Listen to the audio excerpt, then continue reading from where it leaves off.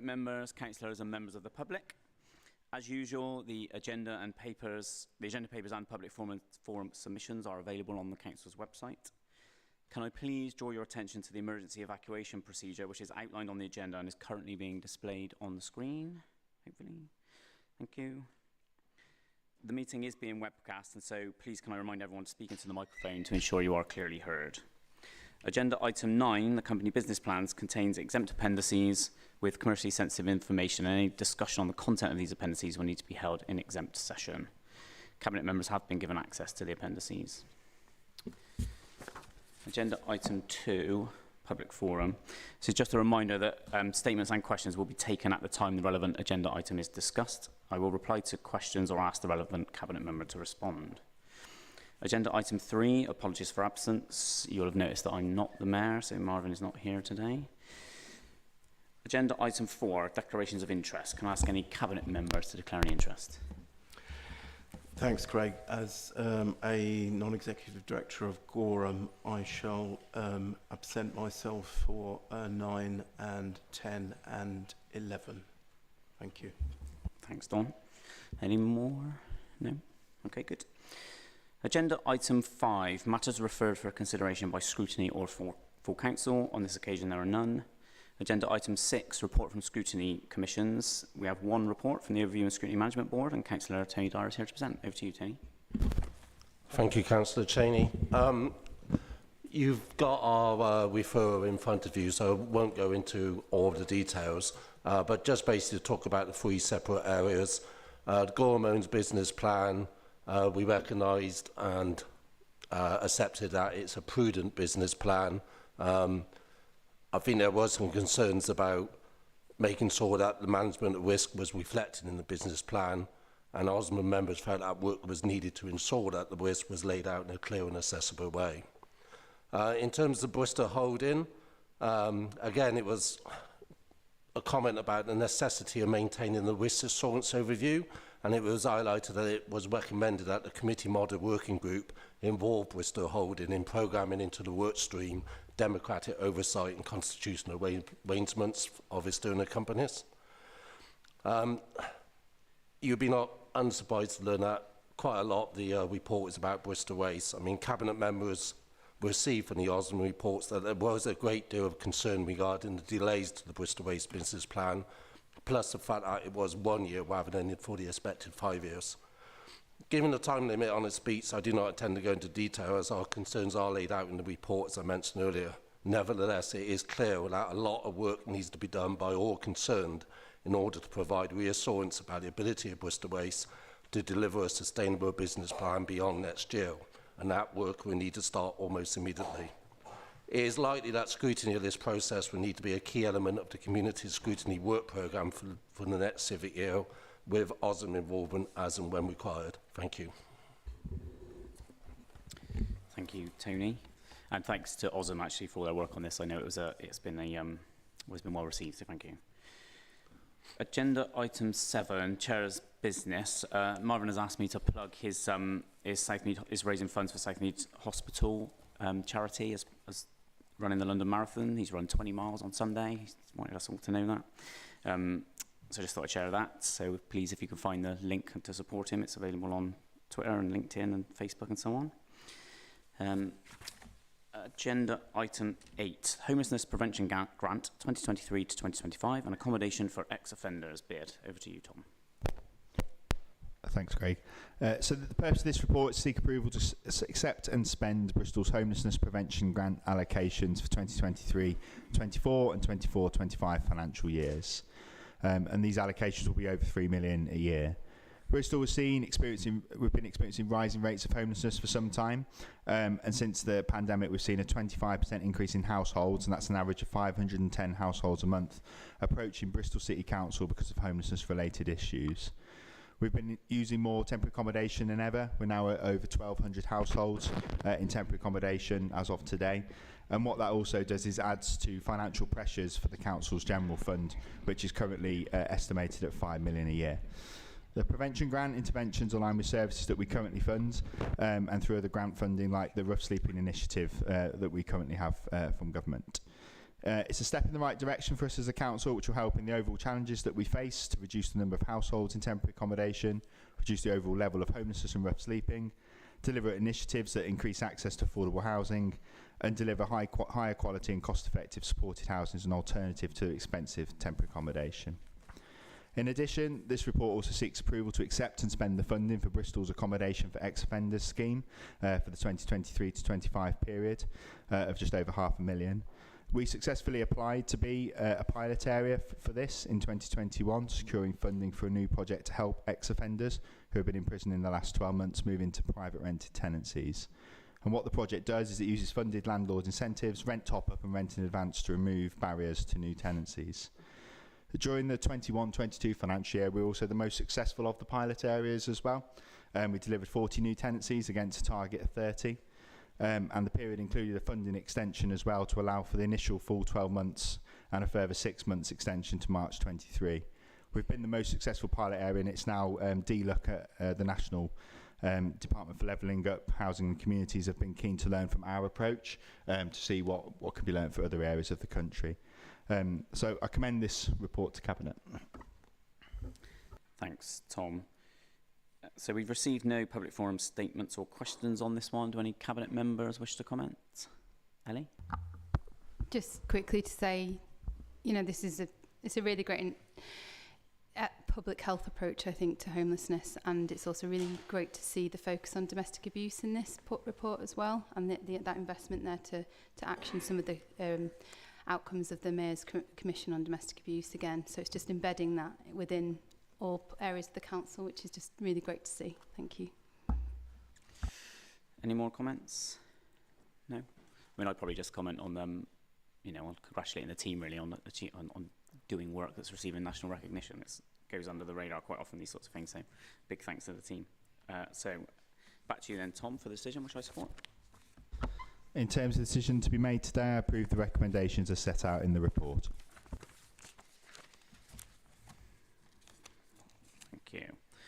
Agenda item 9, approval of the company business plans, Bristol Waste, Goram Homes and Bristol Holding. I will introduce this one. The purpose of this report is to seek approval of the annual business plans for 23-24 in respect of Goram Homes Limited, Bristol Waste Company Limited and Bristol Holding Limited. These are the council's established and fully operational trading companies. The business plans set out the key ambitions and objectives of the companies over the coming year and are a critical aspect of the framework by which the council monitors the company's performance. Goram Homes business plan outlines their plans to accelerate the delivery of new homes on council-owned land across Bristol, the first of which will be homes at 1 Lockleys, which aim to be delivered by the end of this 2023 business plan. The advantages of our own housing company are becoming clearer. Our plans for Hengrove now include 50% social and affordable housing. In the business plan, there is an ambitious pipeline of future projects, most of which will be led by Goram. The Skills Academy will be creating opportunities for local people to gain work experience and vocational qualifications. The company has adopted a responsible and prudent attitude to assessing the risk within the market in which they operate, as recognised by OSM, and in the construction of the business plan, which we as the shareholder believe is the right approach given the challenging economic climate and cost of living crisis. We're delighted by the recent progress made by the current management team. Bristol Waste has had a more challenging time as fuel and other associated costs have rocketed while the revenue from recycling has fallen. These are challenges being faced by all waste companies, but we're delighted that we've maintained our company and our staff in the public sector working for the residents of the city. The management team is currently being renewed, and they will face the budget pressures caused by these increasing costs as they work to retain the level of services both the waste company and Bristol Workplace. A key challenge for Bristol Waste will be leading communication and engagement to educate and encourage residents to reduce costs and increase recycling rates. With a reduced level of street cleansing, there is no question residents will need to play their part in keeping the city clean. Bristol Holding Limited's business plan sets out its intention to continue to support the council and the companies within the group into 23-24. During the year, we will review the future of the holding company with a view to making the individual companies responsible for their own governance and performance. We expect all of our companies to respect public funds and deliver the most cost-efficient services. As is the case every year, the business plans were developed by the management teams of each company and have gone through a rigorous review process before being presented to Cabinet. We also acknowledge the role of the shareholder group who play a role in that review process. The shareholder group includes myself, the chair of OSM, as an observer, several senior officers of the council and an independent advisor. The business plans have also been considered by Overview and Scrutiny Management Board, as we've heard already today. Please note the paper contains an exempt appendix with commercially sensitive information, and any discussion on the content of this appendix will need to be held in an exempt session. Public forum statements and questions. On this report, we've received 2 public forum statements and no questions. The first statement is from Jeff Sutton. Jeff, are you here? No? Okay, and the second is from Councillor John Hucker. I don't see John here. No. No, okay, thank you. Can I ask any Cabinet members if they wish to comment? Kai? Yeah, just on the waste issues, and obviously I've read the statement from Councillor Hucker as well. Just saying, you know, it has been a challenging situation in the industry overall, obviously in the context of the budget situation here. But the inflation's been particularly bad in the waste company. So we've obviously seen inflation around fuel costs, but also around the amount of money we receive for recycling material as well. That's dropped because of the general situation in the economy. And also just to comment on the statement from Councillor Hucker. Obviously, all the other parties had the chance to amend the budget to put more money into waste, because clearly we should be spending more money on waste, but we just can't because of the budget situation we're in. But I mean, they didn't really do that. They had the opportunity to do it, but instead what they did is sort of reprofiled who pays for the waste service. So instead of the charges which we've proposed, which you could say there's some equity around that, because you know those people who can afford certain services could probably afford to pay a little bit more, but they didn't obviously do that. They decided to take money out of the council tax reduction scheme and get their proposal was for the poorest people in the city to pay for that reprofiling, not increase the overall amount that we spend on waste. So it has been difficult to get it right, but we've got a plan now for a year, but also we're looking to the longer term as well around waste in the city. And I think the 1 year gives us a chance to pause and have a think about the longer term in terms of a 3 or 4 year business plan going forward. Yeah, absolutely. Thanks, Kai. Anyone else want to comment? No? Okay, thank you. So all that leaves me to do is take the decision, which will now be displayed on the screen. In terms of the decision to be made today, I approve the recommendations as set out in the report. So, leading on nicely from that one is agenda item 10, Goram Homes Pipeline of Housing Development Sites. Over to you, Tom. Thank you. Last year, Bristol built 2,563 new homes, with 474 of these being affordable, the most that we've seen in this city in more than a decade. And our data also shows that there are over 1,300 new affordable homes currently being built across the city, with many more due to start on site in the coming months and years. As was just explained during the last paper, Goram Homes is a key additional tool in our box to get more homes delivered. A council-owned company gives us more flexibility to build homes Bristol needs to tackle the housing crisis, and it's an important way for us to have some impact on what is a completely broken housing market. This paper sets out the proposal for increases in the Goram Homes pipeline, therefore facilitating greater supply of market and affordable housing, which will be of benefit to the whole city. The lack of affordable housing causes homelessness, and the people who are owed a homeless duty by the council are disproportionate younger people, disabled people, people from racialised communities, and also lone parents who are mainly women. Lack of accessible housing as well mainly affects older and disabled people too, and we look to provide more through this route. So, just to recap on some of the pipeline as well, we've previously signed over sites including One Lot Lees, which is formerly Romney House. We're on site there. We'll have homes deliver hopefully this coming financial year, which is very exciting for us. And that site's got 55% of the development will be affordable, with almost 100 of those being social rented homes, something that's going to have a real impact for us in the city. And also during that year, Baltic Wharf was signed over. Subsequently, we've had Castle Park, where we've seen the energy centre be developed, Dover Court Road, which is currently in the planning with reserved matters to go in soon, New Fossway Road in Hengrove, which will also deliver extra care housing, Novus Hill, where we've just launched a design competition as well, which will include local members of the community assessing what comes in, St Ursula's, Westbury Park, Portway Lane Car Park, SS Great Britain Car Park, Spring Street, and also A&B Bond were added previously. The following year, we also added Hengrove Park, and we're now seeing that really move forward. We've got the bookends on site at the moment, and then we've got phase 1B that's currently being worked up to go into planning with further phases to then follow. And now with this paper, we'll add a couple more. So the Grove and Prince Street car park, as well as ensuring that we explore the full potential of the Western Harbour Master Plan area with Goram homes. When new homes are built, they will comply with our policy requirements for affordable housing, whether that's social rented or shared ownership homes. And in most areas of the city, this is either 30 or 40%, depending on the location. Goram Homes complies or exceeds these policy requirements where we're able to do so. And for business planning purposes, where the project is at an early stage, what we do is we assume policy compliant levels and work towards achieving a higher level as where we're able to do so. So really pleased to introduce this paper to Cabinet today, continue to back our council house building company, which is making great strides, and add to their growing pipeline. Thank you. Great, thanks, Tom. Public forum statements and questions. We've received no public forum statements or questions on this one. Do any Cabinet members want to comment? Nicola? Thanks, Craig. Just to welcome that paper, and thanks, Tom, for that introduction. I think that really sets out kind of just the pace in which we want to get that pipeline moving.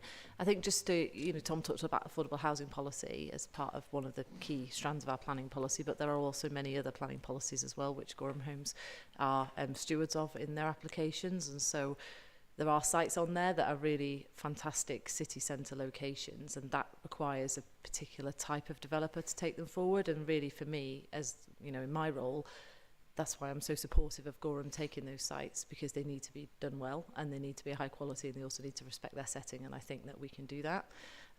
It won't always be easy, as any house building experience is, but then I've got full faith that we will do our absolute best to meet all those policy requirements. So I'm really looking forward to the future. Thanks, Craig. Great, thanks. Anyone else? I mean, I'd probably just reiterate that the point around, there are many tools that we'll need to tackle the housing crisis in Bristol. Goram is one of them, and if it continues the way that it's going, then that will be it will be of a huge success and hugely beneficial to Bristol for the years to come. So thank you all for your comments. I will now hand back to Councillor Renard to take the decision, which I support, and will now be displayed on screen. In terms of the decision to be made today, I approve the recommendations as set out in the report. Thank you, Tom. Agenda item 11, Whitehouse Street Framework and Bedminster Green Regeneration. I'll introduce this report on behalf of the Mayor. The Whitehouse Street Regeneration Framework will facilitate the delivery of new homes, employment and community space, new active travel routes, along with improved public realm. The framework aims for 2,000 new homes, up to 15,000 square metres of employment space to ensure no net job losses across the regeneration area and the potential for jobs growth. Employment that complements the existing businesses on East Street and Bedminster Parade and increases footfall to support the High Street. New and improved public realm incorporating pedestrian public spaces, new street trees and sustainable urban drainage. Active travel routes connecting Bedminster to Temple Meads and the city centre. Improvements to Victoria Park. New community infrastructure to be developed in conjunction with the community. Like so many parts of Bristol, there is developer interest in the area, so we've progressed this development framework to make sure development comes forward in a way that supports the existing neighbours and makes this a thriving place to live and work. It is an ideal location for density, close to the city centre and employment. We're very conscious of how we re-provision current sectors of employment in the area and across Bristol. The framework has been informed by inclusive and meaningful community involvement. Before design work started, we commissioned local community organisation Action Greater Bedminster to engage with local stakeholders, including residents and businesses, and produce a community manifesto, which sets out the community's priorities for the regeneration of the area, and has been a continual reference point throughout. The formal consultation period ran for 8 weeks, from the 17th of November to the 8th of January 23, and the feedback has been used to update the framework, which is noted in the report. The framework will guide redevelopment of the area over the next 10 to 15 years, but the early phases of delivery as Whitehouse Street transitions from a predominantly light industrial area to a mixed-use community. Due to financial viability, it will be challenging to meet the full affordable housing policy requirement. Regeneration of brownfield sites is typically challenging in financial terms due to additional costs associated with delivery, such as new public realm, contaminated land remediation, and new and improved walking and cycling infrastructure. This has been made more challenging by the current economic climate in which the cost of materials and labour have increased significantly. For the framework to successfully enable regeneration and deliver much needed new homes and employment space, it must provide a flexible structure which will facilitate the delivery of high quality, financially viable developments. The Council will work with developers to explore how additional affordable housing can be delivered, such as working in partnership with a registered provider with access to Homes England Affordable Housing Grant. The threshold approach will not apply to our sites, where we will maximise the delivery of affordable homes. Then, additionally, the paper helps us to move the Malago River Restoration project forward. We've recently submitted planning application to restore heritage features, creating a seating area on the green that will overlook the newly emerged river and install an accessible path and boardwalk to improve access.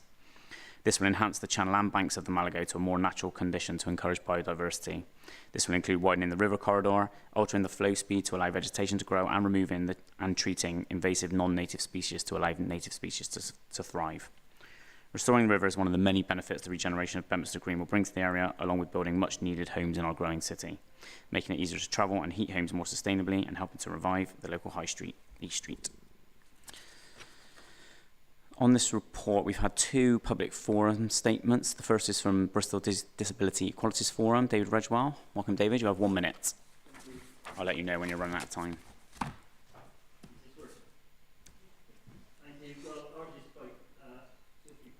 I think you need to press the button, David. I don't think it's working.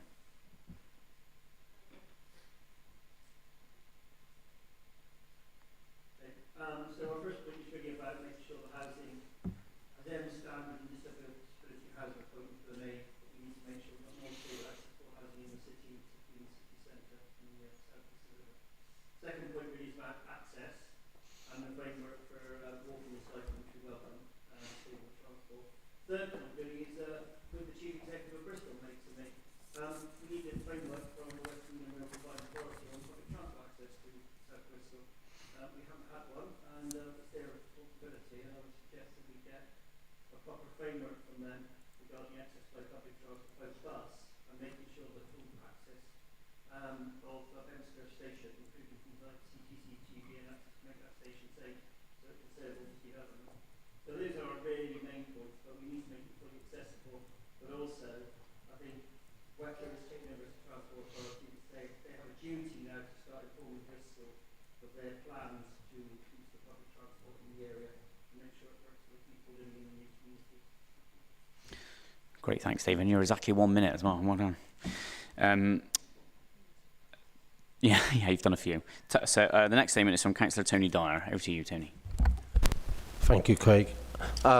Speaking on behalf of the Green Councillors, both Southfield and Windmill Hill, we welcome the framework, and we particularly want to acknowledge the work done by Aston Greater Bedminster to reflect community concerns and aspirations, working alongside the Council and others. It is good to see permeability for walking and cycling, as the proposals will add a large number of homes in an area already seeing considerable traffic problems. In order to encourage even more sustainable modes of travel, such as walking and cycling, we reiterate previous calls for additional bridges across the New Cut, some of which are referred to in the framework. On height and massing, it is good to see the framework demonstrates better attunement to local residents' concerns, including those anxious about the impact of the framework on views for Victoria Park. We do have some concerns, especially the requirement for 30% affordable housing being relaxed, but in summary, we welcome the framework whilst recognising the devil will be in the detail, and there's still a lot of work for all of us to do to make the vision a reality. Thank you. Also exactly 1 minute. Thanks. Great, thank you, Tony and the Green Group. Can I hand over to any Cabinet members who wish to comment? Nicola. Thanks, Craig, and thank you, Tony, for that supporting statement. You know, it's been a long road to get Whitehouse Street to this point where we're bringing it to Cabinet today, and that's because we've done it in a different way to the way in which master plans have been done in the city in the past. As kind of, I guess, the face of Bedminster Green for my sins over the years, you know, it's been fantastic to kind of look at bringing forward this volume of housing across that part of Bedminster.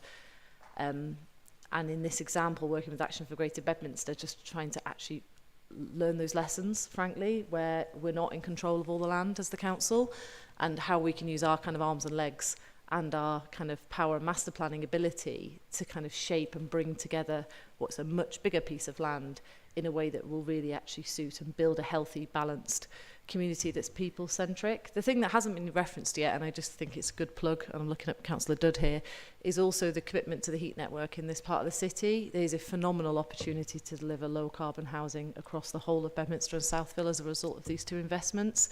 And so it's going to be a real vote of confidence for City Leap. We're already on site at Bedminster delivering the City Leap heat network at the moment. It's not been without its inevitable disruption, as I look at the councillors to my right. But it's absolutely the right thing to do, and it's the only way to build homes in this city in future in a low carbon sustainable way. My final plug is for the River Malago. It's absolute ambition at its finest. You know, removing culverted rivers in the city from an ecological perspective is absolutely the right thing to do. Again, it's not without its disruption. Great things only happen when other things have to change. It's an obvious thing to say, but I think it's going to be something that we look back on over the years, and we will never ever regret the decision to open up the Malagos so that we can actually bring a river back to this city, which has been hidden for so many years. So I'll pause there, but it's a great paper and I'm really pleased to see it here. Thanks, Nicola. Asher, did you want to come in? Not only am I in support of this, but I'm also grateful to my colleague because as we go through the kind of development and planning stage, we have earmarked for temporary accommodation the new school that will go into Oasis Temple Quarter. So during the period of planning, we will be we'll have lots of school children, hopefully, attending the new school whilst the new one is being built into Temple Quarter. But and obviously, the people who live locally will also benefit from the new school once it's finally built. Thanks. Great, thanks, Asher. Tom, did you want to come in? I think, again, just to express my support for this framework. I know it's been a long road and one that probably started before I was even a councillor, but it's been good to be able to go walk around the site, the area with community groups, talk to the developers and the ambitions, as well as just see what's been a really good co-created approach to get to this point. And that does mean, of course, you have to make some compromises at times as well, and so slightly relaxing the affordable housing requirement has been one of them, where it's still that minimum 20% we expect, but and then we'll seek out those other opportunities to try and get grant in to get as much affordable housing as possible. But I think what we've been clear about is that we're still very much committed to delivering policy compliant, if not more, on the bits of land that we've got. But this is not just about housing, this area. It's also about retaining jobs. It's also about what we're doing to address the climate and ecological emergency. It's also about housing a temporary school. It's just really thinking through in a really wholesome way all the aspects that we can to make sure we're delivering homes, but delivering for communities as well. Great, thanks, Tom. Does anyone else want to comment? No? Okay, good, thank you. Thank you all for your comments. I will now take the decision, which will be displayed on the screen. In terms of the decision to be made today, I approve the recommendations as set out in the report. Agenda item 12, Future of Youth Services. I'll ask Councillor Craig to introduce this one. Asher. Thank you. This paper is seeking approval for the proposed approach to the development and grant funding of youth services within Bristol across the next 7 years. The paper also requests an extension to the current Commission service and to create a career coaching function as part of post-16 participation team. In Bristol, we want to ensure that all children and young people are supported by the city, their community and the council to have the best possible start in life. The effective provision of youth services helps to achieve this through support for participation in education, employment and training, as well as access to leisure activities. We want our youth services to be local, diverse, flexible, skilled and supported. And we have worked with the sector to co-produce this governance structure and framework to support a grants funding approach to youth work here in the city. The approach outlined in this paper is one that will evolve to ensure that the sector is sustainable and delivers the best outcomes for our young people. This comes alongside the creation of the Youth Zone, a state-of-the-art facility in an area of the city characterised by poor outcomes for children and young people. The proven financial model of the Youth Zone will bring in 70% match funding, generating significantly more funding for the sector as a whole. The paper also seeks an extension of the current contract to September 2023 to bridge the transition with existing services to protect young people from a sudden change in arrangements. It also recognises that we must use resources differently to improve post-16 performance, which is below the national average here in Bristol. This approach aligns with our One City plan and our belonging strategy, with a focus on creating a whole, interrelated system where we understand and utilise the totality of resource that makes up our wider economy, and where we create the best opportunities and outcomes by working together. Yes, we are moving to long-term grants with a variety of organisations across the city, because we want to be able to support young people wherever they live in the city through a more diverse offer. And we also want to recognise and value the youth organisations operating now, but without our funding. Our recent budget reductions are a necessity and certainly not part of a plan to take investment out of youth services. But we have no option but to apply savings, and this has been a difficult and considered process. There is now a strong alliance of youth sector providers with a clear strategy for their work to improve the outlook for children and young people. The Council is working alongside the sector to build investment into youth services through other sources, whether that is through government grants or philanthropy or joint work with health around their CAMS offer. We will work together to ensure young people have the support that they need. And we will work to use all the resources available in the city to offer good support to young people. But as I said before, we no longer have the funding centrally to put in all of the money ourselves. Thank you. Thank you, Asher. So on this paper, we've received 5 public forum statements. The first one is from Rachel Robinson. Rachel, are you here? No? The second is from Zoe Twin. Zoe, are you here? No. The next is from Steve Mills. Steve? Yeah. You have 1 minute, Steve. I'll give you a 10-second warning. Yeah, I won't start yet.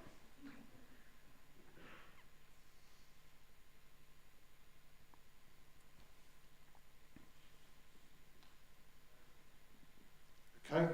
Great, thank you. Yes, I'm speaking on behalf of Unison members of the Creative Youth Network, CYN. We must also remember that this first came about, these cuts came about in the April 22 budget, where £400,000 will be cut from services. We note that this has gone to Cabinet, and it's very likely we'll make this decision tonight to rubber stamp it and pass it through. However, we implore you to look at 2p for the existing staff. You have some very experienced and motivated staff that could be lost forever to the service. We don't feel that the recruitment fair is going to be successful. Why would a time-served, motivated staff member forego their redundancy pay to undertake a job on lower wages, fixed-term contract, and also possibly worse resources? We also note, and we got nothing against South Bristol, I think it's good that we're going to have a youth hub in South Bristol, but services in East, North and Central will be in decline. It's also very unlikely that youth from East Bristol will travel to South Bristol.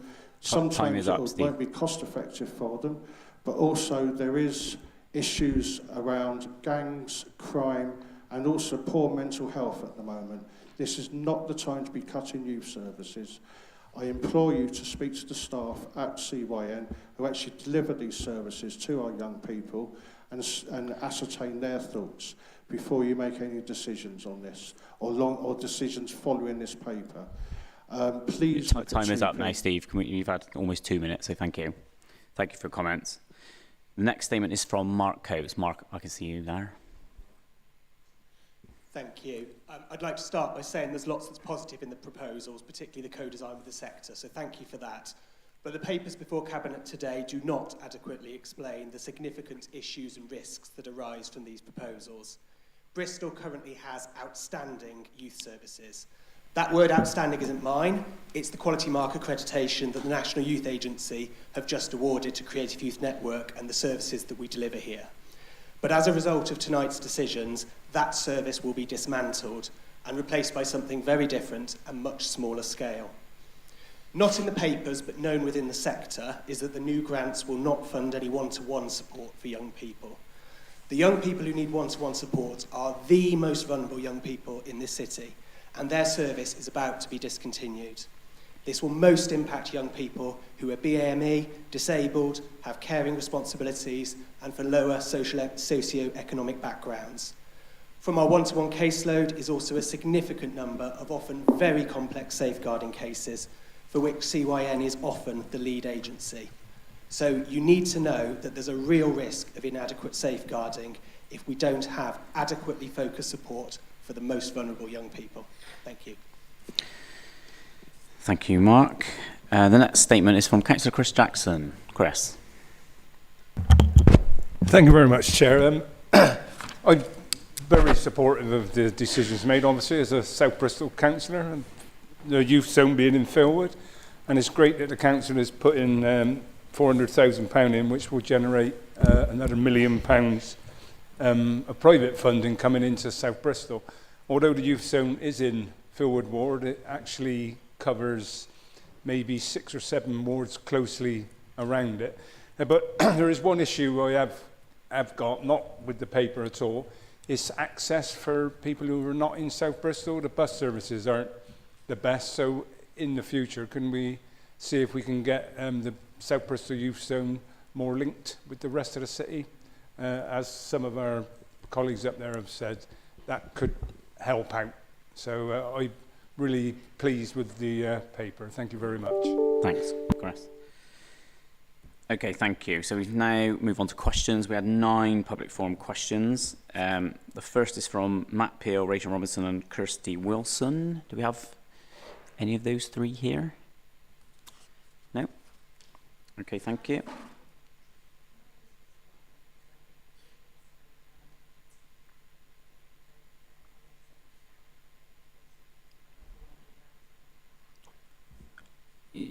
Yeah, I mean, if you want to make a correction to the question so people are clear, yes. Your microphone's not on there. My apologies. Even though Matt isn't here, I just wanted to respond to his question to clarify a point around the money. So what I need you to know is that the total youth service funding drops by 200k between 23-24, 24-25, reducing from 1.425 million to 1.225 million. The amount, therefore, available for grants will reduce in 25-26 by 400k for a period of 3 years to allow for partial revenue costs of the youth zone. This will leave 825,000 available for grants to the sector and not the 625k as mentioned in the question. And I just also wanted to add that as the process of establishing grants to the sector has been co-produced with the sector, I consider that any requests to make any changes to agreed processes and to use the sector support fund to distribute funding could also be agreed through this process as long as it works within the annual funding available and delivers the agreed outcomes for young people. And I will authorise officers to work with the sector to ensure that the most is made of the funds available. Great, thanks, Asher. The next question is from Mark Coates. Mark.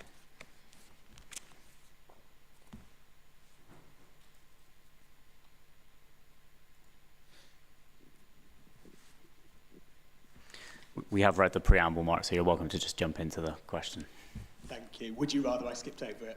Well, I mean, you're welcome to read it again. I think it's helpful context. Okay. So, yeah, I mean, we're really grateful to see the commitment in the paper to a One City recruitment fair to help the existing workforce secure roles elsewhere in the sector, because we do have to be realistic. The existing workforce do face redundancy as a result of the decision to decommission the TYS service.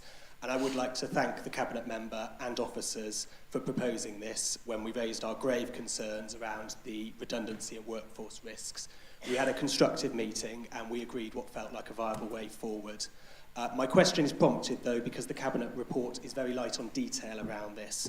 So I'd ask, please can you confirm that the proposed One City recruitment fair will be more than simply a single-day event, but rather part of a 4-month matching process running from confirmation of new grant awards until the new services are operational. through which there will be transparency of what roles have been newly funded and created through the grants processes, and opportunities for at-risk staff to apply for vacancies as and when they arise. And we feel that without a commitment that all recipients of the new funding will confirm the posts they're creating and that they'll engage with this recruitment fair process, there's inadequate guarantee that the existing workforce will have fair access to replacement roles, and a real risk of far larger numbers of job losses than are necessary from the budget reduction. Thank you. Thanks, Mark. So, as I've set out before, our priority is indeed the effective provision of children's services. We are happy to support, and as you said, we've had the conversations between ourselves and officers around supporting those organisations who may be managing job impacts. And of course, even though we are not responsible for the staff of other organisations, we have offered to support through the recruitment fair, which we agreed to, as well as the extension to the existing contract. We've asked CYN to work with the council to co-organise the recruitment fair, and your ideas will of course be taken on board, subject to the financial envelope available. The council will do everything it can to work with CYN and their staff so that we retain their skills for children and young people in the city. The jobs fair will focus on jobs in the children's workforce and offers a good opportunity for existing CYN staff. Alongside this, the Alliance of Youth Providers is strongly supportive of CYN staff and will look to employ them in posts created through the grants process. Extending the CYN contract gives us a 3 to 4 month period between the award of new grants and the end of the CYN contract. Within this time, staff without a role in CYN can be employed by other organisations. As you know, 2P does not apply for the post-16 employment and training, for the post-16 employment and training work, and also for the drugs and alcohol work, which will be very similar roles outside of CYN. And the advice that we have received is that 2P does not apply for any of the other roles. Thank you, Sharon. Mark, do you have a supplementary question? No? Great, thank you. So next we have a question from L. Williams. You here? Yeah, great. With 1,084 young people in North Bristol receiving one-to-one support during the period of June 2021 to May 2022, alongside an increase in waiting times post-pandemic, it's clear demand is high and growing in this locality. You mentioned an aim of the new model is to offer youth and place services are local, diverse, culturally aware, trauma-informed, flexible, skilled and supported, but without the current level of service, schools and social care, two of our highest referrers into CYN, would struggle to find alternative provision to send young people who need the help the most. Current one-to-ones provided by the targeted youth provision is offered the only available help to young people. There is over a year wait for other services, particularly in mental health, and schools are struggling, as we have seen from the recent strikes. North-based young people who are often in crisis due to poor mental health, isolation and discrimination and bullying won't have a one-to-one service to go to because the funding will not be there. The South Bristol Youth Zone plans geographically have no benefit or impact to these young people whatsoever, and it seems to be what is going to take priority by 2025.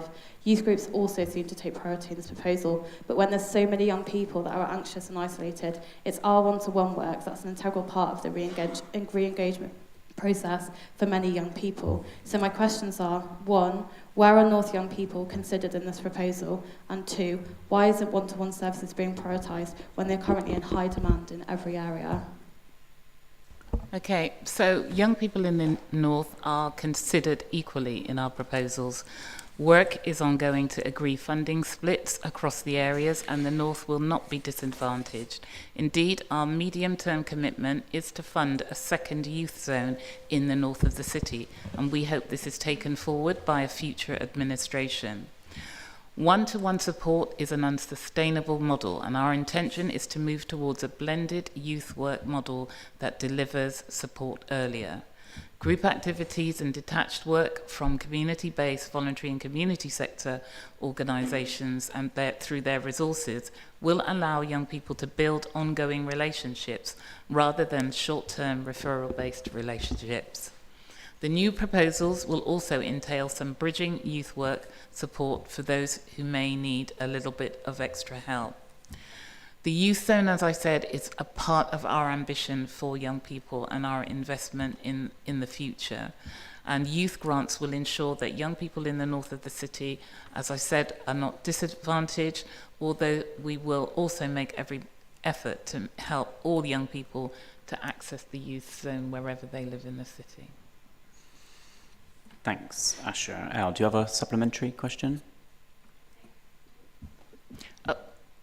You had your second one. Sorry, we can come back to that. Okay.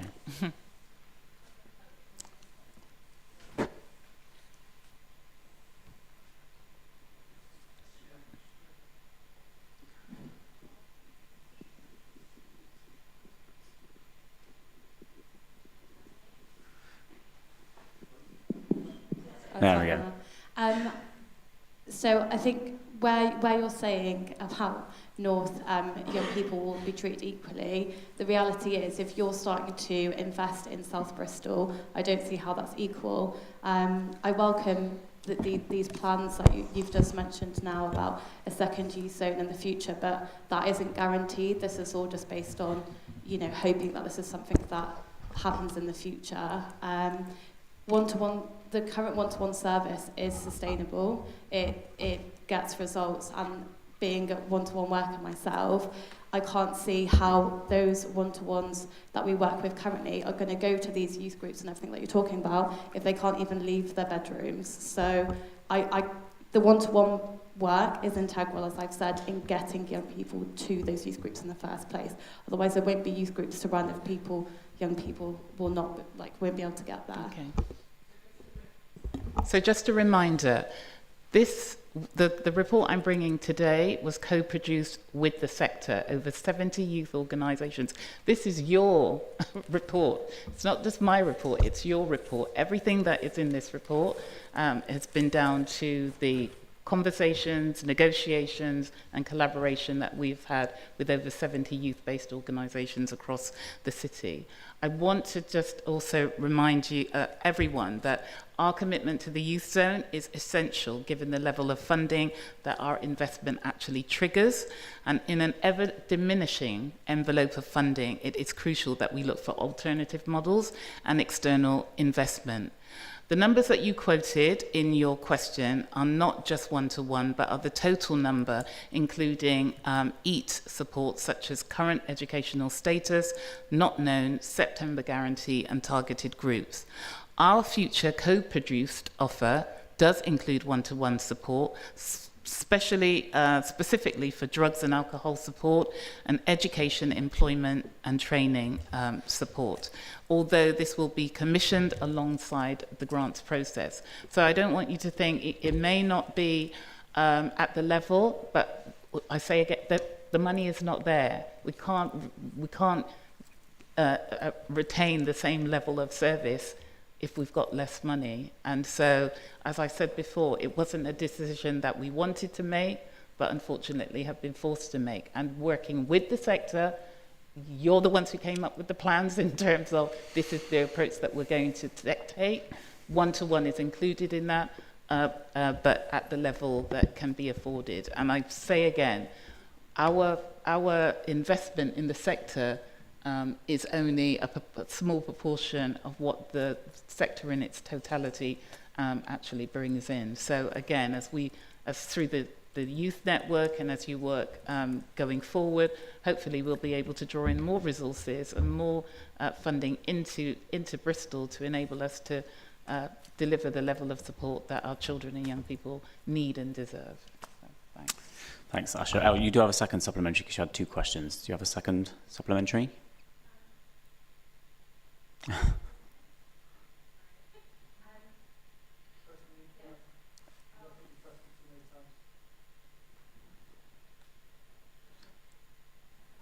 Louisa is there. Louisa, can you help? It's for YouTube, for the webcam though. We can't hear you on the webcast without the microphone. Just allow Louisa to sort the microphone. Sorry. There we go. So yeah, you have a supplementary question. Yeah, so I think so the 1,084 young people number, that's what I pulled directly from the report. So if I've misquoted that, then I pulled that directly. I think the only thing I will say, just because you were being very direct and that you were saying it was our decision and we were consulted in it, I, as a youth worker, whilst I might have had conversations with my colleagues, we haven't actually been consulted. Can I just check you have a supplementary question? Do you have a supplementary question?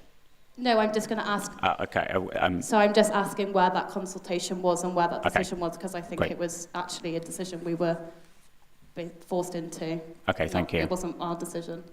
Asher?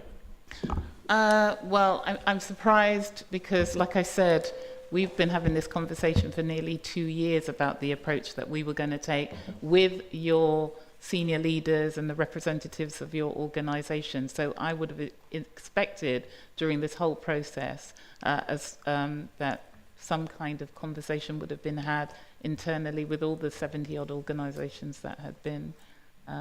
So I can't comment any further on that, really, in terms of consultation, but that should have happened, and your organisation should have kept the staff informed of what was coming down the track. Thank you, Asher. Okay, next question. There's 2 questions from Jonathan Andrews. Jonathan, are you here? No? Okay. Next is from Carl Bowen. Carl? Hello, thank you, Chair. I'm asking this question, although I'm known to work in the sector, I'm asking this question really on a personal basis. Been involved with youth work for about 20 years here in Bristol, and so I've seen all sorts of iterations. The paper is proposing that the City Council fund the whole city's youth and play service to a tune of about 750k per year for the next 7 years, on average. Youth and Play Work's purpose is to equip children and young people with the skills and confidence to overcome some of the biggest obstacles we, the adult society, put in their way. 745k equates to the cost of about one family home in some parts of Bristol, in terms of levelling up within the city. Youth and play services were only targeted, if youth and play services were only targeted to benefit the 15,300 young people in poverty, it would still only amount to about 50 quid per head per annum per young person. As a slice of the taxpayer's pie, this is almost so thin you can't see it. The question is the Cabinet confident this is all our children and young people's youth and play service deserves, given the fact that even the report itself says there is an investment of £5 for every £1? Thanks for your question. The Council will be providing £1.77 million for youth services in 23-24 and £1.57 million funding for youth services annually from 24-25 onwards. This includes the £200,000 for employment and education, £145,000 for drugs and alcohol, and as I've said before, £400,000 for South Bristol Youth Zone from 25-26. The Youth Zone itself brings in an additional £900,000 of investment to youth services, which will make a huge difference for young people in an area of significant disadvantage in the city, and actually increases the value of resource that's going to be available for young people. The Council is confident that its new approach in co-production with the sector will enable further investment to come into the city and gradually increase the amount of provision that's going to be available over the coming years. Thanks. Thank you. Carl, do you have a supplementary question? No? Okay, thank you. I mean, it's probably worth pointing out that the council's has seen its kind of income from government reduced by about 60 pence in the pound, and that's before this current kind of inflation, cost of living crisis that we're going through at the moment, which is hitting us hard too. To be able to do the things that we've always done to the same scale we've always done them is just not tenable, and there's no organisation on earth that can do that. Every part of the council is facing reductions in service, and that is unfortunately where we're at this moment in time. I'm hoping that we'll get a new government and that we'll start to see more investment in local government, and we can start to do the things that we want to do rather than the things that we're kind of forced into, making choices that are least worst options often. I'd probably just throw that comment into that conversation. The next questions are from Kendall West. Kendall, I think you've got 2 questions. Kendall, are you here? Oh, great. Okay. All right. Thank you. Thanks for coming. So, that's it for the public forum. Do we have any cabinet members who wish to comment? No? Okay, great. Then I'll hand over to Asher to take the decision, which I support and will now be displayed on the screen.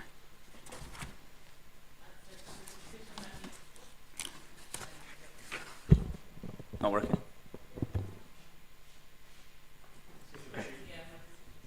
Oh, I haven't got one.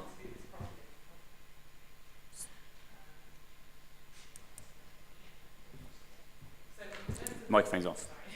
So in terms of the decision that is to be made today, I approve the recommendations set out in this report. Thank you. Great, thanks, Asher.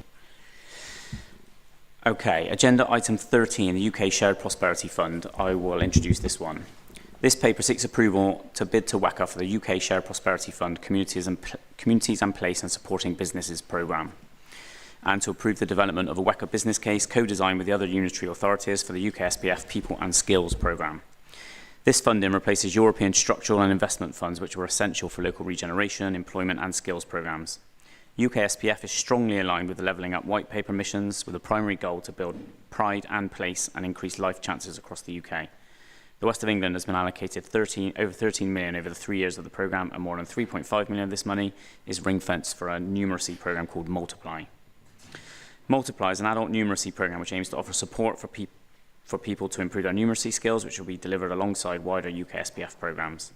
This 3-year programme is being delivered across the West of England Local Enterprise Partnership area through community-based and employer-based learning, with WECA delivering this on an annual basis, approximately £1 million a year.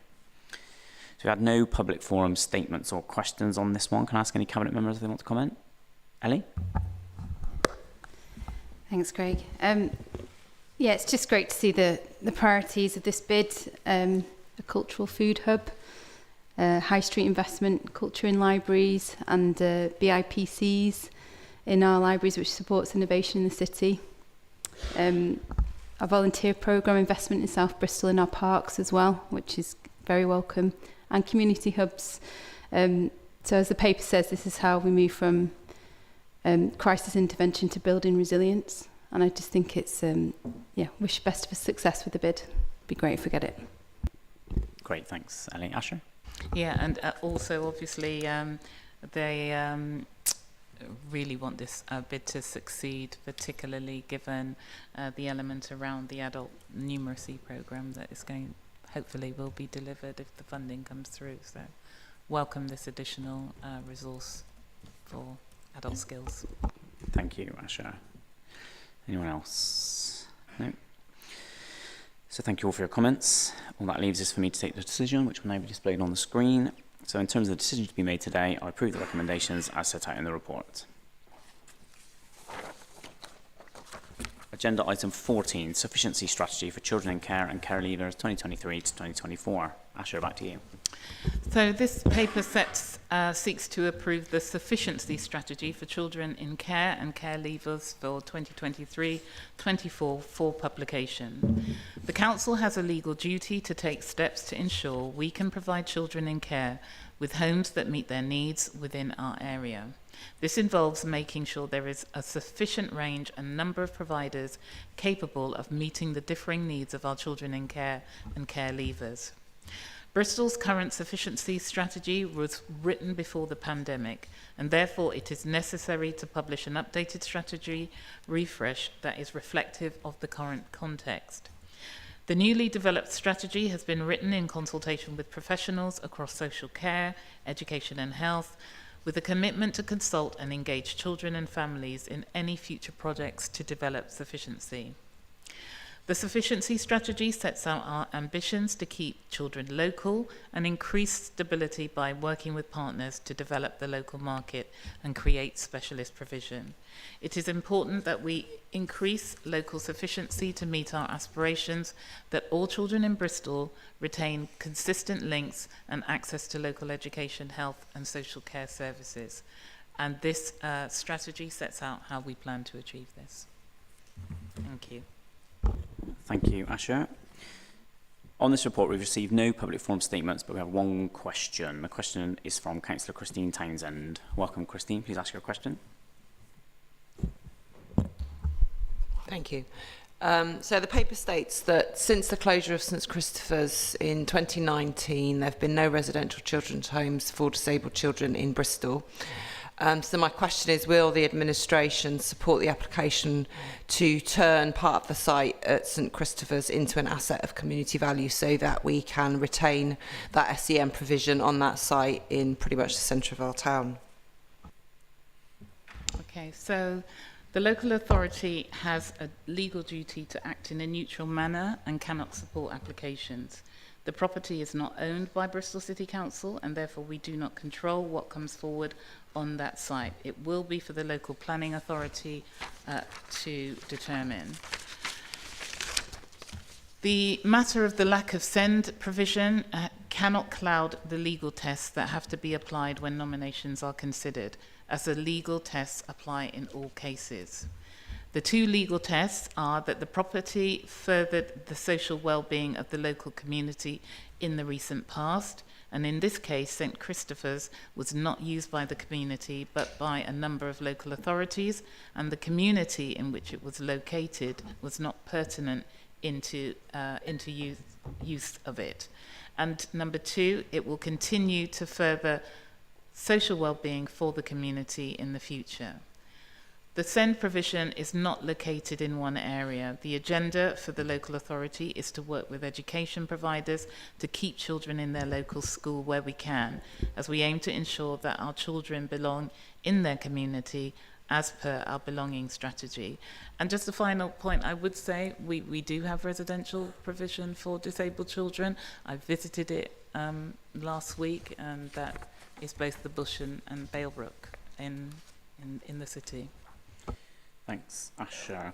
Councillor Townsend, you have a supplementary question. Sorry, did you just say that you do have residential children's homes for disabled children? We do have homes in the city where children are permanently based. I met some of them last week. I visited the Bush, which is based in Lawrence Weston, and Balebrook, which is out by Whitchurch kind of direction. Yeah, Hengrove way. Bush. Oh, I always get it round the wrong way, but yes, we do. And if you'd like to visit, I'm sure we can arrange for you to go and visit both those sites. So this statement in the paper is incorrect then?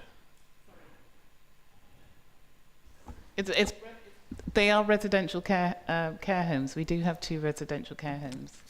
I'm not looking at the report. I think we need to take I guess it's a terminology question, isn't it? So we just need to make sure we're talking about the same thing. Yeah. So thank you. Is that your supplementary? No.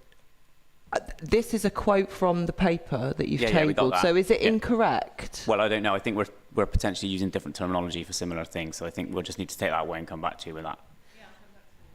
Because is in relation to children in care, which is different to the Bush. My understanding is respite, which may or may not be children in care. Yeah.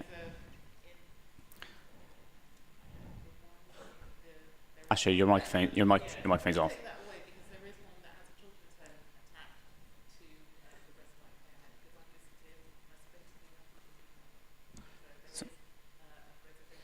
Yeah. So this is incorrect. Okay. Service in the city. Thank you. So, do any cabinet members wish to comment? Tom?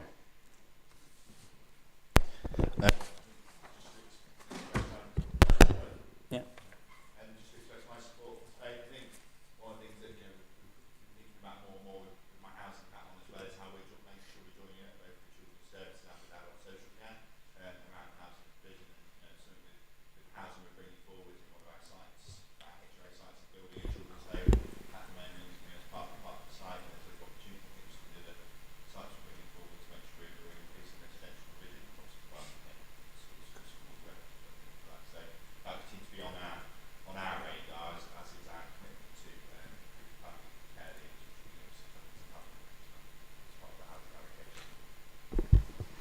Thanks, Tom. I'm not sure if your microphone was working in the end, although the light was on. It didn't appear to be.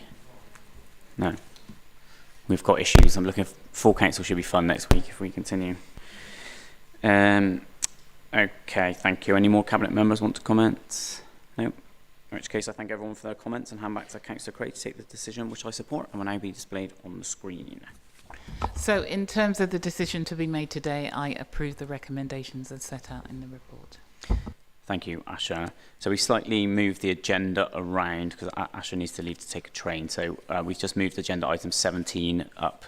So this is agenda item 17, Bristol One Front Door Service Extension Funding Opportunity. Asha, over to you.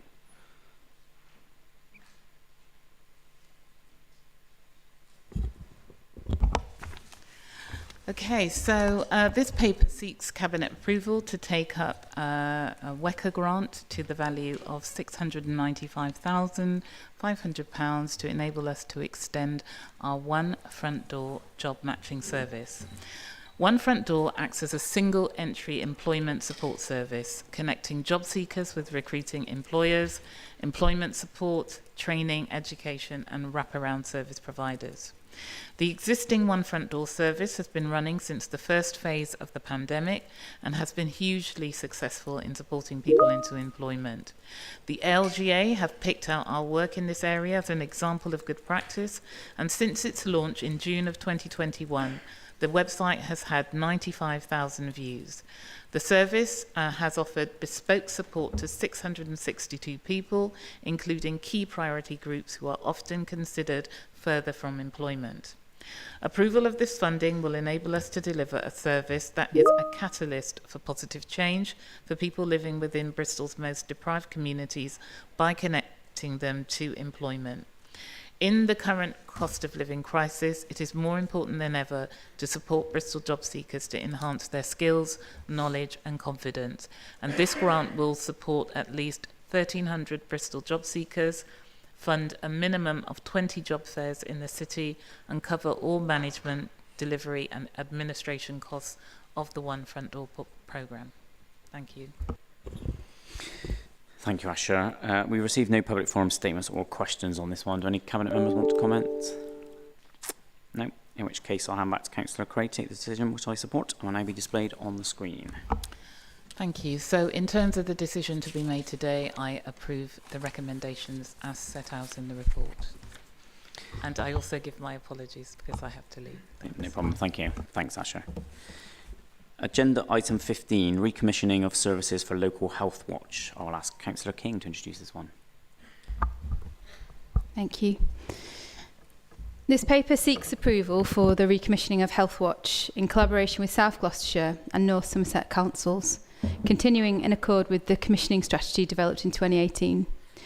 Healthwatch is the consumer champion for public and patient involvement in health and care in every English local authority. Its purpose is to understand the needs, experiences and concerns of people who use health and social care services and to speak out on their behalf.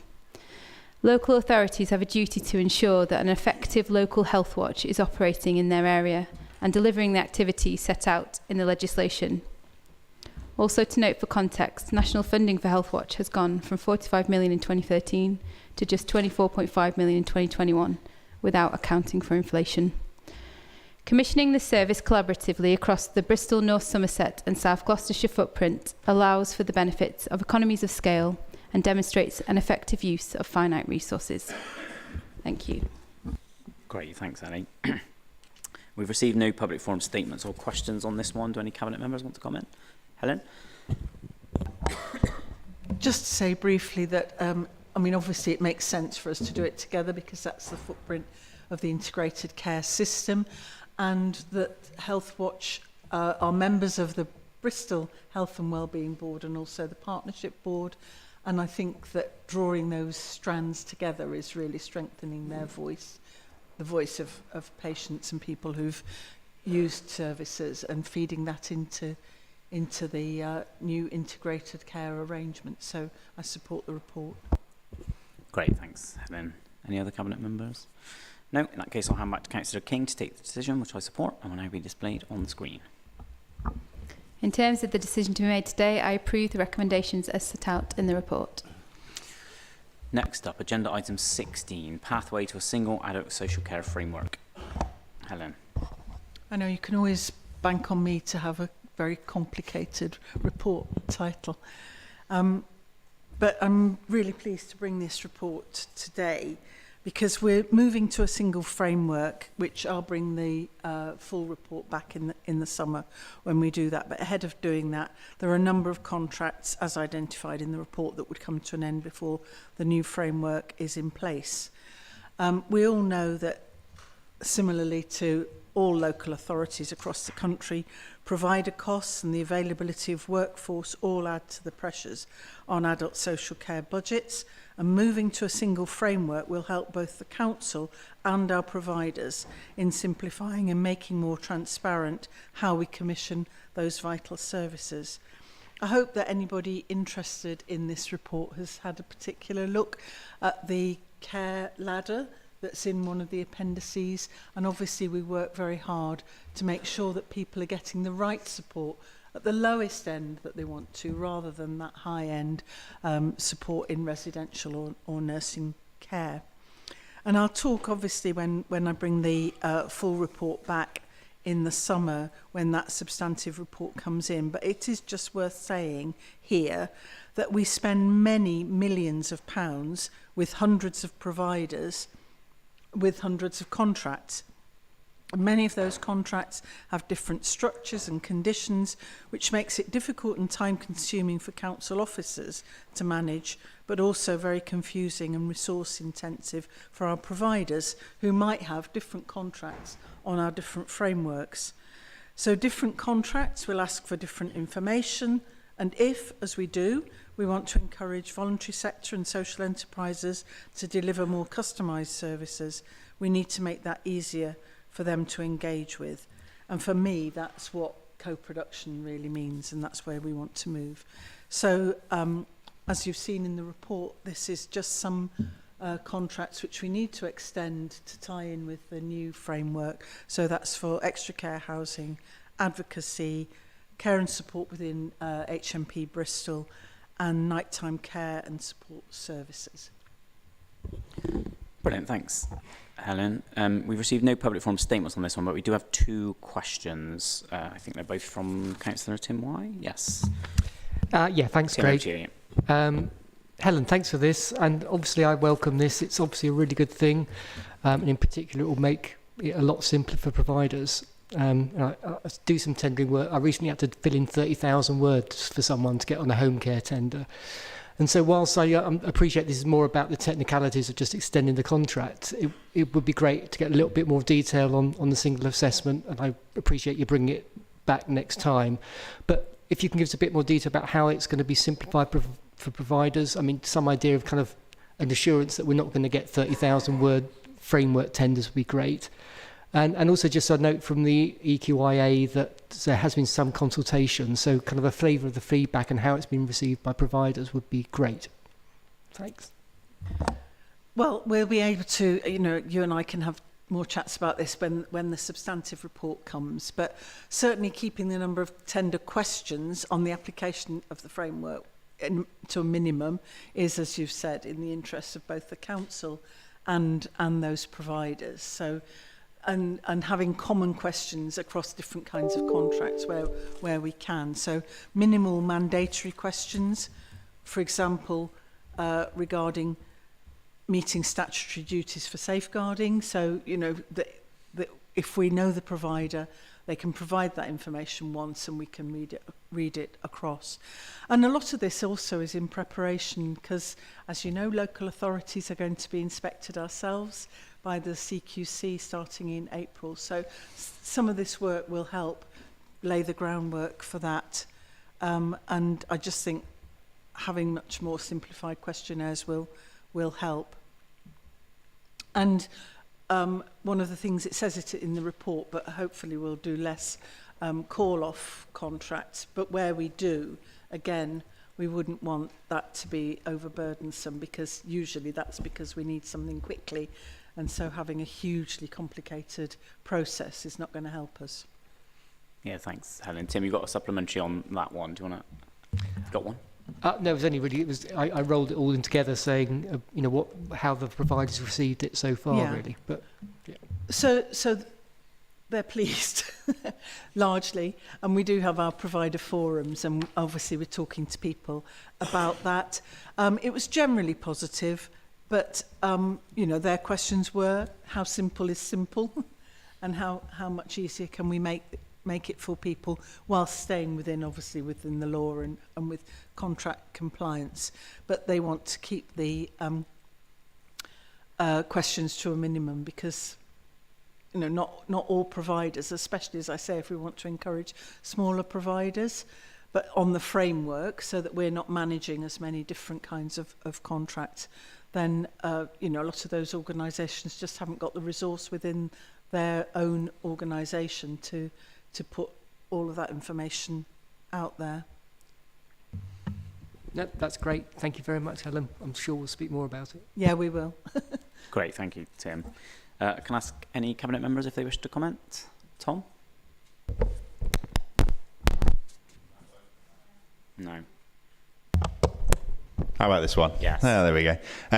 Just to briefly sort of express my support for this paper as well. You know, extra care housing is a really crucial part of provision that we provide in this city, and one we're going to be looking to expand through some of the schemes as well we've got coming forward, such as New Fossway, and also I think the Blake Centre up in Lotley's as well. So it's something I'll be continue to champion and support as much as possible from the, sort of that housing angle.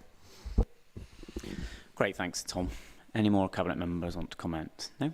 Okay, great. And then I'll hand over to Helen to take the decision, which I support, and will now be displayed on the screen. And I think on Tom's point, one of the things about having this framework is that people who provide different kinds of support, so there'll be extra care, but then there'll be support within that. So, but that the organisations will be able to link their work and their services much more closely. So, in terms of the decision to be made today, I approve the recommendations as set out in the report. Thank you, Helen. So we've already done agenda item 17, so we move to agenda item 18 now, which is Portway Park and Ride Rail Station. Over to Councillor Don Alexander. Thank you. We have an update on this historic station, which is the first new railway station in Bristol for almost a century, and it will open this summer. It will mean new services for people living nearby, which obviously I'm thrilled about because I'm one of the local councillors. But it will also mean people driving from further afield will have more options for onward travel.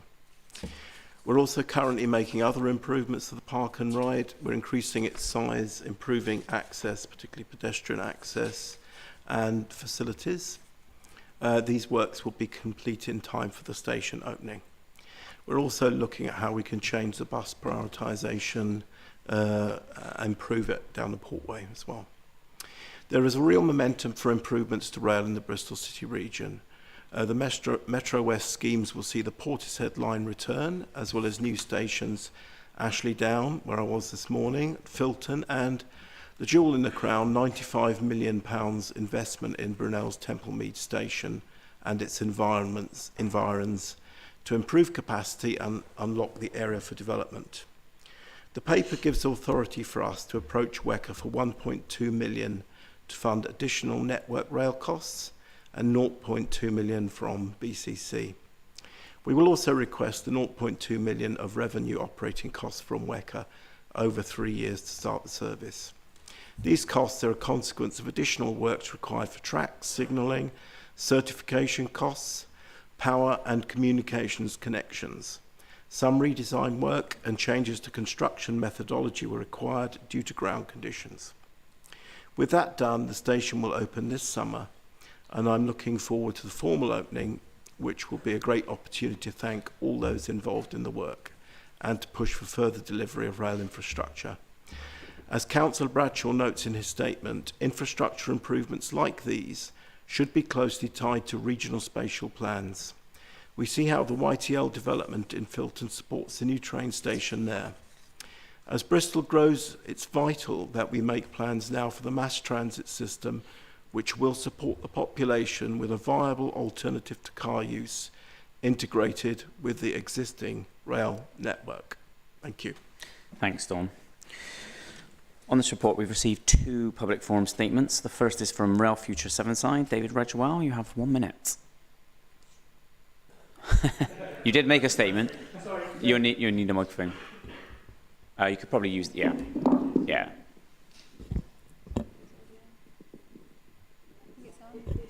It's on, Dave, I think.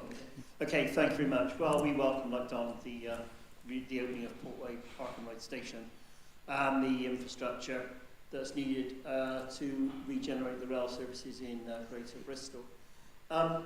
So obviously, we would obviously want to see progress on the Henbury line as well. Don mentioned Filton. I'm just concerned yet we still don't have a planning permission for Henbury, and I think that keeps worrying me. We've got a £45 million project, which literally eventually will link the 2 lines, but we need to make sure that goes forward. On bus connections, we would welcome some work by WECA again. Why do I keep saying WECA? There's a Transport Authority on how we integrate the bus services in that area into the railway station. It's a piece of work they promised us. I won't name the officer I've had all the conversations with, but he promised this work would happen and a new entrance way for buses. I still think we need to push the Metro Mayor, to actually make sure this does happen. There is huge potential to link the buses into Sevenside, into Sherhampton, and through to Lawrence West, and hopefully Bristol Park if we can keep the subsidy running in that route. So that's the point. The other point on the statement, I suppose, is really about the revenue support, and this worries me. I don't have a problem with no extra money for Network Rail and all the points that Don's made, but I do have an issue. It goes back to days when Helen Holland might be running public transport. This revenue support issue. We gave we gave First Group 700,000 in those days to run the Seven Beach line, and we kept putting money in. What I want to see, if we're going to give them another, we're going to give First Group another £2 million of taxpayers' money to run. Was it 1.2? 0.2 million pounds. But nevertheless, it's revenue support. And where it worries me is the lack of ticket machines and infrastructure to collect fares on that line. I travelled it to check today, Don. We've got 2 ticket machines that Peter Mann put in. Now, we've got to have ticket machines to protect public revenue. Dave, your minute is well up. You've doubled it, in fact. With all these new lines opening, we have simply got to have revenue protection mechanisms to collect fares, and this is something we need to work with WECA. We just can't give them free gifts of public subsidies. Great, thank you. The next statement is from Councillor Mark Bradshaw, who isn't here, I don't believe. So then we've got 2 public forum questions. They're both from David Redgewell. David. Yes, so my first question is really about the bus integration, and I suppose the answer to the question is, what are we going to do about making sure there is bus integration between the railway and the trains when the station opens? Is there any chance that some of this bus integration will start to be worked on, or we still need that with the stagecoach operated park and ride service to Bristol?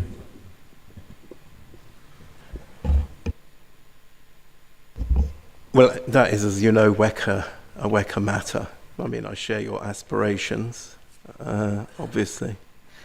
As someone who's got a year first bus ticket and uses mainly the Portway Park and Ride and Portway service, and it's now gone to stagecoach, I'm feeling very much out of pocket at the moment. So I'm not a fan of the deregulated bus service by a long way at the moment. Yeah. Thanks, Tom. Did you have a supplementary to that one, David? But you've got another question if not. I suppose, Tom's just put it there, we need to bring integrated ticketing in between the buses and the trains as quickly as possible and make sure that works with smart cards. Again, would the executive member agree with me that that should be a top priority of the West Midlands Authority? I certainly do, and I think they have a timeline for it, but yes, it's very, very expensive not to have that for individual customers, particularly myself. I think it's WECA business, but you ask me, I will reflect my personal pain. And then, David, you had a second question. I think this was on the Henbury Loop. Yes, and so it goes back to, I know, I mean, basically there's phase 2 of Metro West. We've been trying to push this with First Group PLC and with Network Rail. The Mayor has managed to get his planning permission, this is Marvin this time, for Filter North. But again, we can't make this project fly until we get Henbury. Is there anything more that Bristol City Council, yourself, Don, can do to get the planning permission for Henbury North Station so we can make this £45 million mass transit project, use Marvin's words, actually come to fruition and link it into mass transit in the North Fringe? I believe that discussions are ongoing with the Environment Agency. That was my understanding. My supplementary would be, do you think it's possible to ask the Mayor to talk again to the established leader of South Gloucestershire and down there, see if we can actually get this planning permission to move? So Marvin has responded that he will, happily. Great, okay, good, thank you. Do any Cabinet members wish to comment on this paper? Helen, yeah? Okay. Well, as Dave has taken my name in vain, I have to pick up on that because I think somewhere, in fact, I think I sent it to Don, was a picture of us on the Park and Ride, Portway Park and Ride opening 2009 with the then Labour Minister opening it. And rail projects take a long time, don't they? But the location of the Park and Ride was partly designed so that it could link with the Severn Beach line. And Don mentioned this, but I think the great thing about this is that obviously you end up in different parts of Bristol if you're using the bus or the train, and so it gives people far more choice.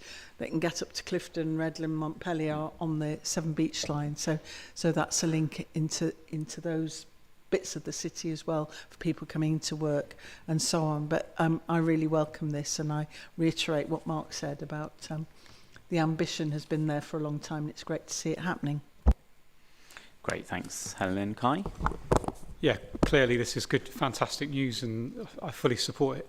But just, sharing a general frustration with rail projects and how long they take, and also that they're often over budget. They're, 2 or 3 years late often. I think this one should have been opened about 4 years ago, shouldn't it, or 5 years ago, based on the original plan. So my general sort of point is that, not so much us, but our partners in the rail industry really need to up their game on delivery, because they start to become unreliable partners when we're making local investment decisions. And that's obviously not a point aimed at you, Don, but that's at our rail partners. And I think maybe David Redrell probably shares that concern as well. It does need to become more reliable. They need to be on time and they need to be on budget, and that's increasingly more of an issue now with the inflation rate at 11%, because the longer projects are delayed, the more over budget they go. So just a bit of frustration on top of the very good news. Thank you, Kai. Thank you everyone for your comments, and I'll now hand back to Councillor Alexander to take the decision, which I support and will now be displayed on the screen. I share you're correct. I share your frustrations. In terms of the decision to be made today, I approve the recommendations as set out in the report. Thank you, Don. Thank you for continuing to lead on these complicated projects. So, agenda item 19, hard facilities management contract extension. This one's for me. This is a straightforward paper seeking approval to extend the repair and maintenance contract for up to 12 months to continue to deliver statutory health and safety obligations and implement a new strategic approach for this activity, which covers all repair and maintenance of Bristol City Council, excluding the HRA, from May 2024. The proposed extension of 12 months will allow us to continue to deliver these essential statutory works from May 23. We are in the process of mapping out a new approach to this activity linked to the introduction of the corporate landlord model. The contract management function for this strategic contract will be moving to the strategic supplier relations team during 2023. The approval to extend will limit risk to the council and its service users, and ensuring statutory compliance activities are implemented during our transition period to the corporate landlord function. We've received no public forum statements or questions on this one, surprisingly. Do any Cabinet members want to comment? No? Okay. In terms of the decision to be made today, I approve the recommendations as set out in the report. Agenda item 20, expansion of Capricorn Quay, and I will introduce this report on behalf of the Mayor. As part of improving facilities and updating the harbour and making it financially sustainable, we have been progressing a project to add pontoons to the harbour, which will provide an expected 32 new moorings. It would also include new washroom facilities too. Our investment in facilities has a stronger rationale now that we're going to be charging the correct market rate. This project is now expanded thanks to us using the opportunity presented in the Green Recovery Fund, which means we can improve the habitat in the harbour as part of our ecological emergency work. By installing the new reed beds, we'll create approximately around 1,000 square metres of habitat that as an ecosystem will improve water quality, support stronger fish stocks and provide a haven for birds. Residents and visitors will experience an enhanced waterfront with visible greenery and more contact with nature.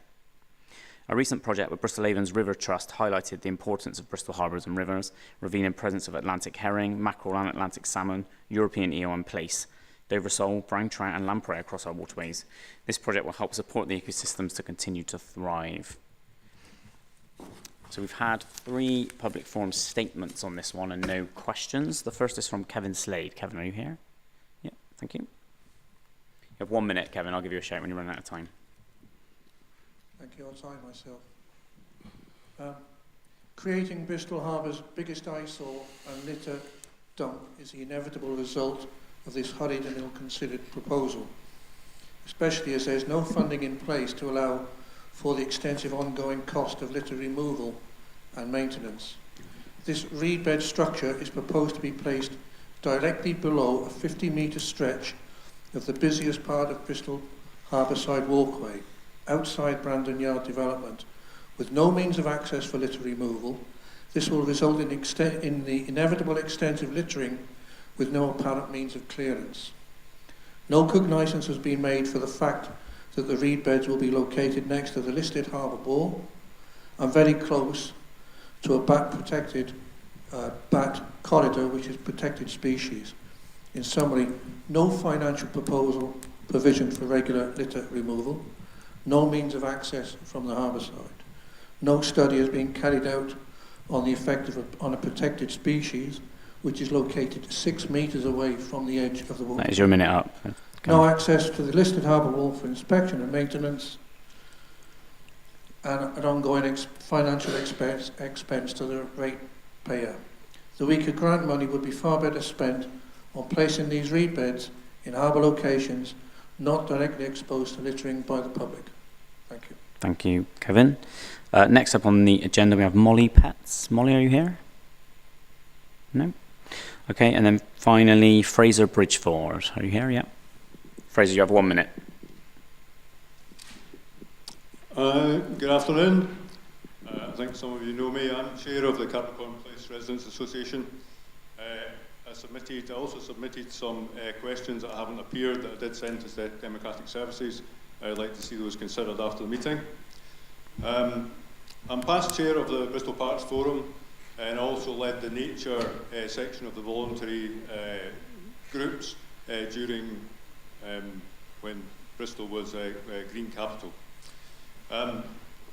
The major 34-berth marina that's now designed and going in for planning permission is being proposed to be within 5 metres of our homes. It has overwhelmingly been rejected by the residents. The pollution and noise will be unacceptable adjacent to our homes. This is the wrong location for this marina. It isn't about nature or biodiversity, and your claims are somewhat false. It's about money getting more into the council's coffers at the expense of residents, not for their benefit. It's greenwash. The marina hid behind the publicity for reed beds, taking up 80% of the article, hiding the true impact of the development. As I said, it's greenwash. The reed beds, as has already been mentioned, will suffer from overgrowth and litter, as existing nearby reed beds do, not to the standards promised or required. It's greenwash. A more suitable location needs to be found for this marina. With WECA Green Project... So your minute is long over. Firstly, that you can look after our existing green environment. Thank you. Thank you, Fraser. Can I ask any Cabinet members if they want to comment? No. Okay, thank you. Thank everyone for your comments. I'll now take the decision which will be displayed on screen. In terms of the decision to be made today, I approve the recommendations as set out in the report. Agenda item 21, City Region Sustainable Transport Settlement, Maintenance and Integrated Transport Block Allocation 23-24. Thank you. So I got the longest title, actually, I think, Helen, this time. This paper is accepting our allocation of 9.272 million as the Maintenance Integrated Transport Block, which is 8.272 million from CRSTS and 1 million of our own Bristol City Council contribution. This is the funding which replaced the transport block funding streams, including Integrated Transport Block, Highways Capital Maintenance Block, Highways Incentive Block. So all the works previously funded by these funding streams need to be delivered using this funding. We're using it to design and deliver further school streets interventions, a really successful scheme which is helping make the school run easier and healthier. It will be key to other road safety schemes across the city. We use it also to repair gullies, improve designs for flood risk management. It's key for bus shelter replacements and other improvements. Funds steel street lamp columns replacement and maintenance. This separate to the street light replacement project, which is replacing all our lights with LEDs with a massive electric and carbon dioxide emission saving. Over half of the traffic signal assets in Bristol are beyond design life, and this fund will help us replace them. Crucially, this fund is also the pothole repairs and preventative work across the city. I know how important this is to residents and road users. Repairs are also a key safety intervention, as well as maintaining the council's biggest and arguably most important asset, the highway. As we do this work, we'll continue to promote our active roadworks policy through showing best practice and minimising the inconvenience caused, and continue our zero tolerance approach for overrunning works undertaken by utilities companies. Because of our determination to keep Bristol moving, we always apply the maximum charge possible for overruns. Just to say that this amount of money, 9.272 million, is just a fraction of what is required to keep the standard of our assets in the city at standstill. It is much less than we actually need. Thank you. Thank you, John. So on this one, we've had one public forum statement, which is from David Rajwar. David, you have 1 minute. Thank you again. On this one, it's really about, I welcome the grant and the block grant, but I do make a point about the bus shelters and the need for the city regional transport strategy to actually get on and start delivering some of the bus infrastructure across the city region. I mean, I can remember the conversation with Kevin Stoken when we started talking about north-south bus services and how we were going to put the infrastructure in to just improve the buses from South Mead across to Stockwood and across towards the A37. As well as the bus shelters, we've got routes we wish to upgrade. I do think we need to get a delivery behind this, whether this is done by our staff going from Bristol Council and Wecker to make it happen, but to get the integrated transport block to work as well, but also make sure we get the city regional sustainable transport fund bus plans to actually start to fly and start to on the ground. Park Street bus gate, issues of bus lanes up and down across the city centre. All these were planned as part of this scheme, and they were preempted before Wecker. Bristol City Council was pushing this to Wecker. Should be coming out of the bus service improvement plan, but also with higher frequencies.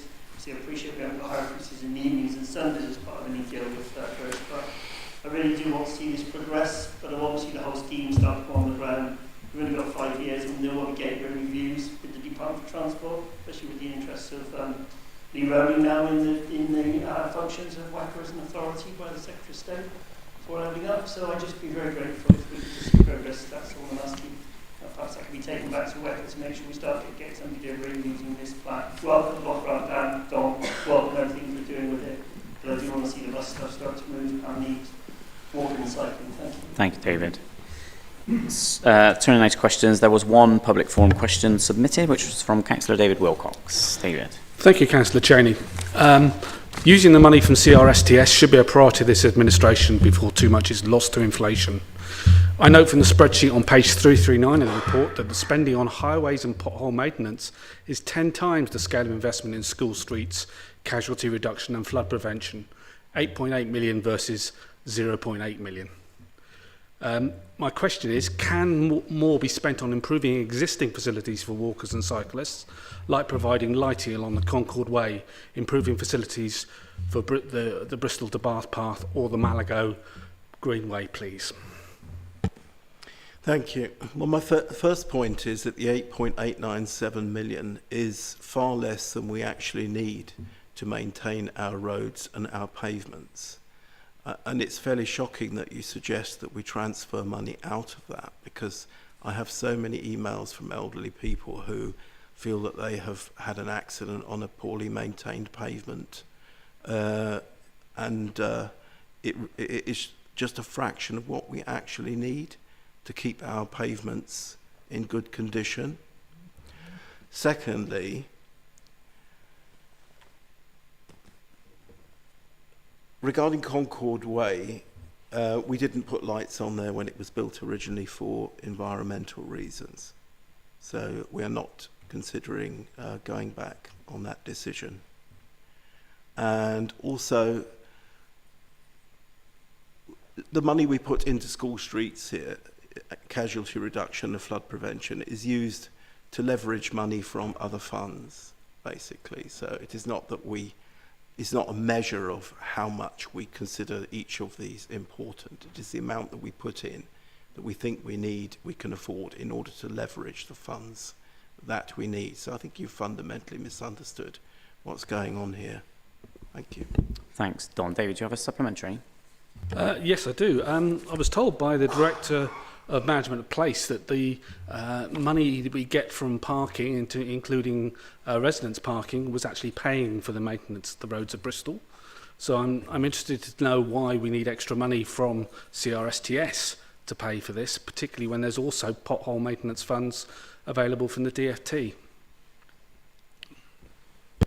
Well, we certainly have some money from parking, but then also we have to pay for our enforcement officers.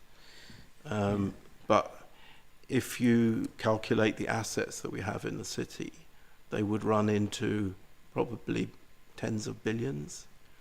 Signals, how much is a signal site? Probably costs 300,000 to replace these days, and a large percentage of ours are out of date. Those signals are very important for our decarbonisation work because they enable us to get traffic moving and not just sitting. So this is a fraction of what we need.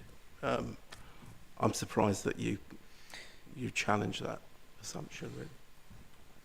Thanks, Don. I mean, parking income doesn't pay for the entire maintenance of the roads, and of course we're not making as much money this year as we were last year, for instance, on parking income. So, thank you. Do any Cabinet members want to comment?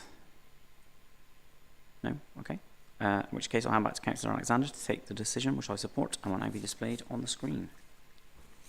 Thank you. In terms of the decision to be made today, I approve the recommendations as set out in the report. Thank you. And finally, agenda item 22, financial update report, March 2023. The Council's revenue and capital finance report for period 10 is an exception report, and as such reports only on significant financial issues and movements since period 9. At period 10, the Council is forecasting an overspend of 15 million, which is roughly 3.5% of the Council's general fund budget. This has worsened by 3.7 million when compared to the forecast at period 9 and reflects the emergence of financial risk within the People's Directorate's Children and Families Division, as well as within the Growth and Regeneration Directorate's Energy Service and Parking Service, where previous risks have now been built into the forecast. These risks are partially offset by the removal of the 2.2 million inflation risk previously held corporately. Obviously, this position is being closely monitored and further work is being undertaken to explore a range of possible mitigations and opportunities across all council budgets. The housing revenue accounts forecast at period 10 reports a full year overspend of 6.4 million. This is a 1.6 million improvement in the forecast position since period 9. Any overspend at the year end will be funded from the HRA's general reserves. The dedicated school grant forecasts a 17.4 million full year overspend. Whilst this represents a 1.4 million improvement to the in-year position, it reflects a rephasing of planned spend, predominantly linked to the Education Transformation Programme into 23-24. This 17.4 million overspend at the close of 22-23 would bring the DSG's carry forward deficit to 42 million. Public Health continues to report no change to its ring-fenced annual budget of 34.6 million. The capital programme forecasts a net underspend of 16.2 million on its general fund activities, including corporate contingency, and a 9.3 million underspend on the HRA's capital programme. Cabinet is also asked to approve the acceptance of the Local Authority Housing Fund capital grant allocation of 4.18 million and the acceptance of Get Council's Building Homes England capital grant funding allocation of £100,000, and in both cases revision to the relevant capital programme budgets. In addition, Cabinet is asked to approve acceptance of the Drug Strategy Housing Support Fund revised revenue grant funding allocation of 1.419 million and the additional Adult Social Care revenue grant funding allocation of £462,219, and in both cases revision to the relevant revenue budgets. Finally, Cabinet is asked both to note the use of the capital financing budget surplus to fund the digital transformation programme spend in 22-23, transformation resources earmarked within the flexible use of capital receipt strategy and thereafter the wider revenue budget, and also note the delivery model for the new energy bill support scheme alternative funding grant of 1.9 million. So we received no public forum statements or questions on that one. Do any Cabinet members want to comment? No? Okay, that just remains for me to make a decision. In terms of the decision to be made today, I approve the recommendations as set out in the report. So thank you everyone. That is the end of today's Cabinet meeting. Thanks everyone for attending, and the date of the next Cabinet meeting is Tuesday the 4th of April 2023. Thank you all.